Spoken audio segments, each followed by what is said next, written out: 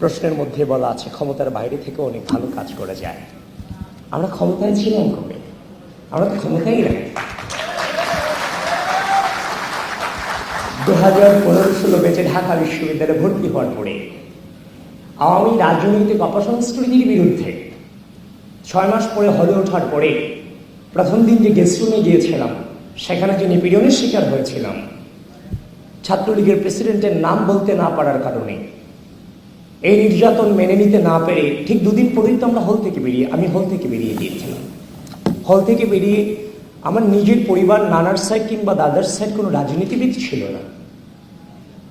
সে সময়টাতে আমি আমার হৃদয় দিয়ে অনুধাবন করলাম, এই যদি হয় বিশ্ববিদ্যালয়ের পরিস্থিতি, এগুলোর বিরুদ্ধে কাউকে না কাউকে দাঁড়াতে হবে। তাহলে আমার এমন একটা প্ল্যাটফর্ম দরকার, যে প্ল্যাটফর্ম থেকে এই ধরনের অপসংস্কৃতিগুলোকে মূলোৎপাটন করা যাবে।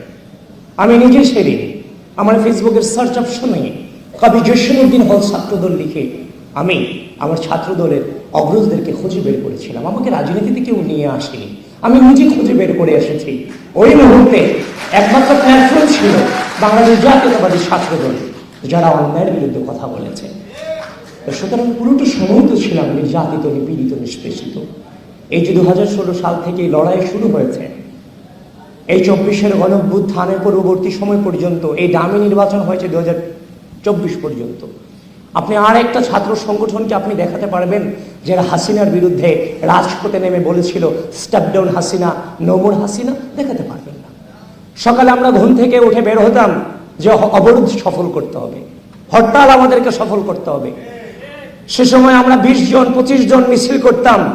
এই 20 জন 25 জনের মিছিল নিয়ে আজকের অনেক ক্ষমতাসীনরে মকারি করতেন যে তাদেরকে দিয়ে কিছু হবে না।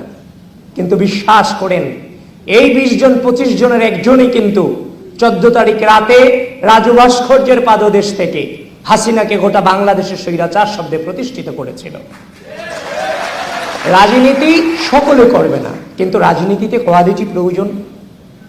একজন জেনারেল স্টুডেন্টের পক্ষে ফ্যাসিবাদকে সরাসরি স্বৈরাচার বলা তখন আসলে সম্ভব ছিল না।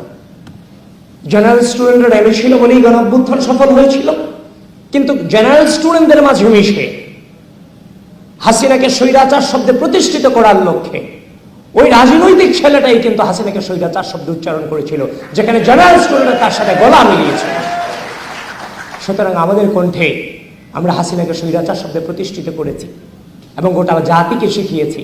সুতরাং বারবারই আমরা ক্ষমতার বাইরে ছিলাম এবং 5 আগস্ট পরবর্তী সময়ে এই গণঅভ্যুত্থানে দৃঢ় ভূমিকা রাখার পরে 6 আগস্ট থেকে মসজিদ, মন্দির, থানা, পাহাড়ের মধ্য দিয়ে আবারও কিন্তু আমরা রাজপথে ছিলাম। সুতরাং আমরা কিন্তু ক্ষমতার 7 বিন্দু পরিমাণ গ্রহণ করার চেষ্টাটুকুও আমরা করিনি, এখনো ক্ষমতার বাইরেই আছি।